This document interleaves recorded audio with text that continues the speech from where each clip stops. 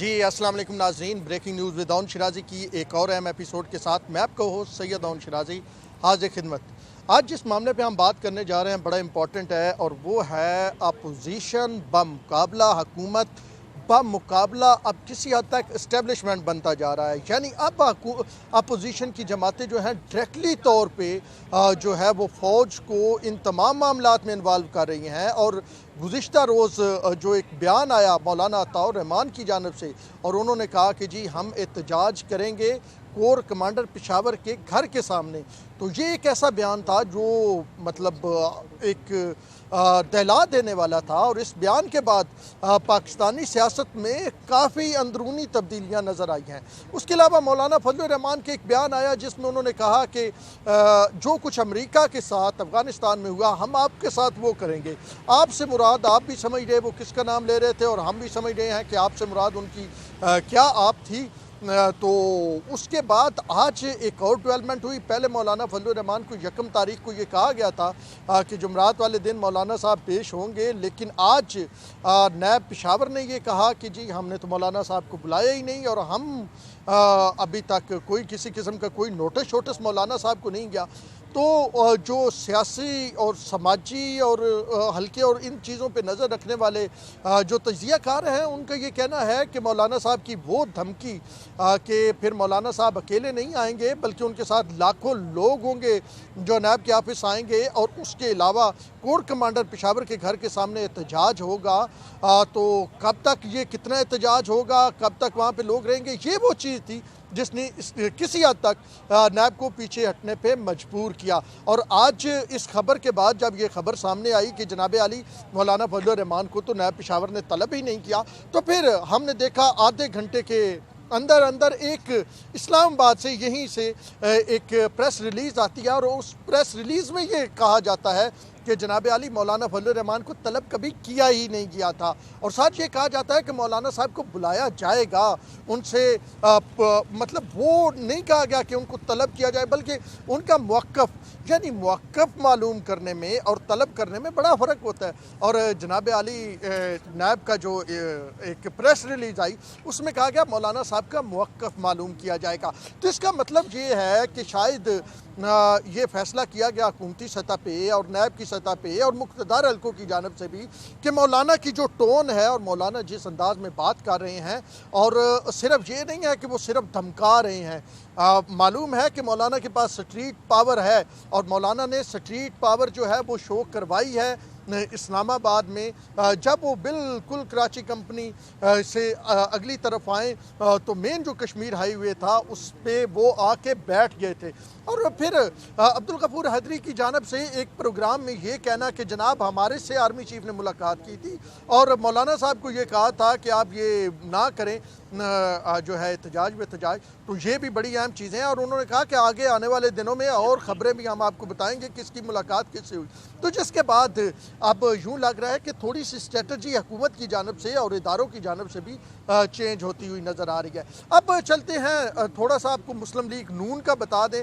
नून league जो है शहबाज शरीफ की गिरफ्तारी के बाद अग्रेसिव मोड में है और एक तो बड़ी जल्दी आज ही इलामिया आ गया नवाज शरीफ साहब की जानिब से जिसमें उन्होंने कहा कि अब कोई एक तो पहले बयानबाजी आई ना, नवाज शरीफ साहब ने बयान दिया था कि हमारा अब कोई, यानी ट्वीट किया था उन्होंने कि मुस्लिम लीग नून का कोई रहनुमा कोई सियासी कारकुन जो है वो मुक़्तदार हल्कों यानी फौज या एजेंसियों के सरबराह से नहीं मिलेगा प्रायर टू जो परमिशन ऑफ मियाँ नवाज शरीफ। अब आज इलामिया आ गया, बाकायदा तौर पे उसको एक जो है वो तहरीरी शक्ल दे दी गई और इलामिया बड़ा दिलचस्प है। एहसन इकबाल साहब जो जनरल सेक्रेटरी है पार्टी के उन्होंने जारी किया और उसमें उन्होंने जारी किया लेकिन अल्फाज जो थे वो मियाँ नवाज शरीफ के थे, यानी बोल लिख एहसन इकबाल रहे थे और जो कुछ बात थी वो नवाज शरीफ साहब की थी। नवाज शरीफ साहब ने उसमें कहा कि जनाब आली अब बस ख़त्म, कोई मुलाकात नहीं होगी, इसकी मर्जी जो पार्टी की बड़ी क़यादत है यानी मरकज़ी क़यादत है उसकी मर्ज़ी के बगैर मुलाकात नहीं होगी। साथ में उन्होंने ये भी कहा कि जब मुलाकातें की जाती हैं तो उसके बाद उन मुलाकातों को एक और रंग दे दिया जाता है। इसी हवाले से जो ज़ुबैर उमर की मुलाकात हुई थी उस पर नवाज शरीफ ने कहा था कि मुलाकातें तो और भी बड़ी हुई, चीज़ें तो और भी बड़ी डिस्कस हुई, लेकिन डिस्क्लोज सिर्फ वो किया गया जिससे कुछ मखसूस हासिल करना मकसद था। तो अब ये बाकायदा तौर पर पाकिस्तान मुस्लिम लीग नून के लेटर पैड पे ये इलामिया हमारे सामने आया जिसमें जनाब अब नून लीग के रहनुमाओं को मुलाकातों से रोक दिया गया, यानी अपने तौर पे किसी के दोस्त यार भी हैं तो मुलाकात नहीं कर सकते। ये एक बड़ी डेवलपमेंट है। उसके बाद मियां नवाज शरीफ ने एक इजलास किया, दो तो सेंट्रल वर्किंग कमेटी और सेंट्रल एग्जीक्यूटिव कमेटी के दो इजलास तो बुला लिए गए। एक इजलास होगा कल यानी 30 तारीख को, अभी जो मैं वीलाग कर रहा हूँ इसके मुताबिक तो कल होगा, और दूसरा 2 तारीख को होगा। दोनों का वेन्यू एक है लेकिन इजलास दो मुख्तलिफ है। दोनों से मियां नवाज शरीफ खिताब करेंगे और मियां नवाज शरीफ जो खिताब करेंगे वो वीडियो लिंक के जरिए खिताब करेंगे और उसमें मरियम नवाज को अहम जिम्मेदारी भी दी जाएगी। एहतजाज की बात की जाएगी, एहतजाज किस तरह किया जाएगा और किस अंदाज में किया जाएगा, पहले मरला कैसे होगा, दूसरा मरला कैसे होगा, तीसरा मरला कैसे होगा, ये वो तमाम चीज़ें हैं जो उसमें होगी।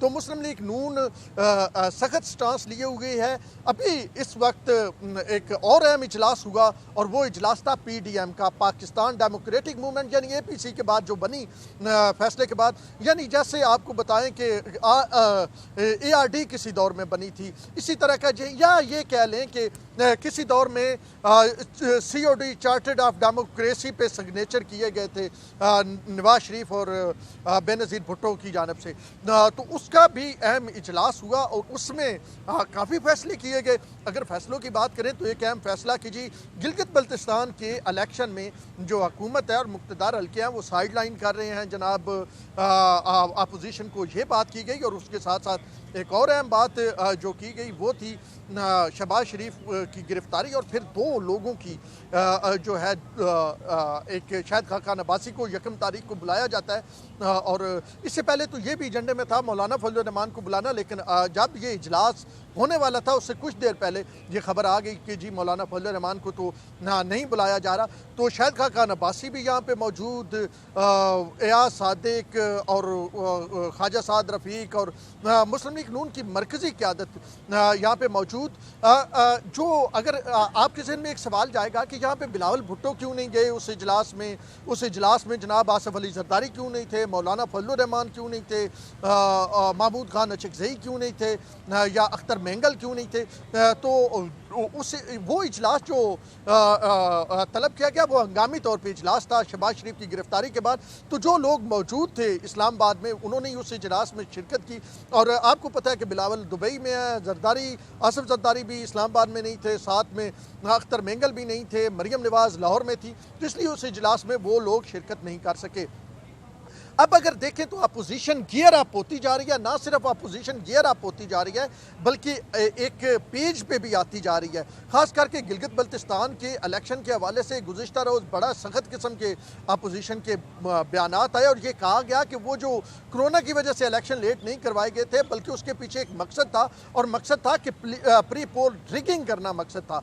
ये भी अपोजिशन की जानिब से कहा गया। अपोजिशन ने यह भी स्टांस यकीनी तौर पर लिया और कहा कि जी हमारे लोगों को तोड़ा जा रहा है और ये वो चीज़ें हैं जो मरियम नवाज अपनी प्रेस कॉन्फ्रेंस में भी उन्होंने की। हमने अपने पिछले वीलाग में आपको उनकी प्रेस कॉन्फ्रेंस का पूरा एनालिसिस करके बताया था और इन चीज़ों को हमने बड़ा भरपूर तरीके से डिस्कस किया था।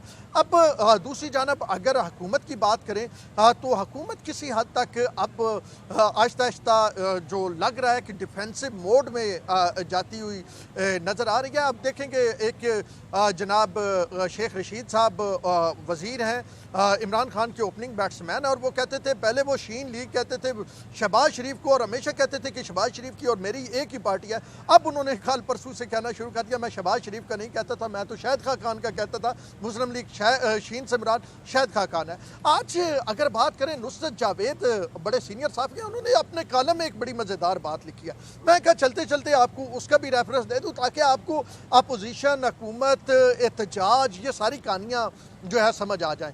एयाज सादिक है साबिक स्पीकर, NA 120 से इलेक्शन लड़े और जीते थे लाहौर से, और उन्होंने वो गए लंदन जब उनको ये ऑफ़र कराई गई कुछ हलकों की जानिब से कि अगर आप आ जाए तो मुतफ़िका उम्मीदवार जो है वज़ीर आज़म को हो सकता है, यानी माइनस इमरान फार्मूले की बात की गई। तो यह सादिक दौड़े दौड़े जनाब नवाज शरीफ साहब के पास गए और उन्होंने जाके जनाब कहा कि मुझे माइनस इमरान जो है सारों का कंसेंसस है, तो अगर वो कहते हैं आपकी पार्टी आपको ओके कर दे तो हम आपको वज़ीर आज़म पाकिस्तान बनाते हैं। तो नवाज शरीफ ने बड़ी दिलचस्प जवाब दिया शाहिद खान उसको एयाज सादिक को। एयाज सादिक उन्होंने कहा कि आपको जिस तरह की ऑफ़र हुई है, ऐसी ऑफ़र दिन में 4 मरतबा शाहिद खान अब्बासी को होती है, और शाहिद खान अब्बासी ने मुझे एक बार भी नहीं कहा कि मुझे कोई ऐसी ऑफ़र हो रही है। तो ये ऐसी ऑफ़रें हैं, आप जाने दें, ऐसी चलती रहे। तो इस वक्त ये सूरत हाल है। अब जो हमें हल्के जो ज़राए बता रहे हैं कि असम्बली की मुद्दत पूरी करने की बात की जा रही है, लेकिन PM इमरान खान की मुद्दत की बात बिल्कुल नहीं की जा रही। फिर मार्च का इलेक्शन भी आ रहा है, उस हवाले से भी कुछ खबरें हैं, हम आपके सामने रखेंगे। ताहम अभी ये ज़रूर है कि अपोजिशन के हौसले बड़े होंगे। मौलाना फजलुर रहमान के उस नोटिस के वापसी, यानी बाकायदा तौर पे खबर रिलीज़ कर दी गई थी ना कि मौलाना को बुलाया है कोई, फिर वो नोटिस तो मतलब आज कल इशू होना था, वो नोटिस इशू नहीं हुआ। अब वही खबर फिर निकाली गई कि जी हम तो मौलाना को नहीं बुला रहे।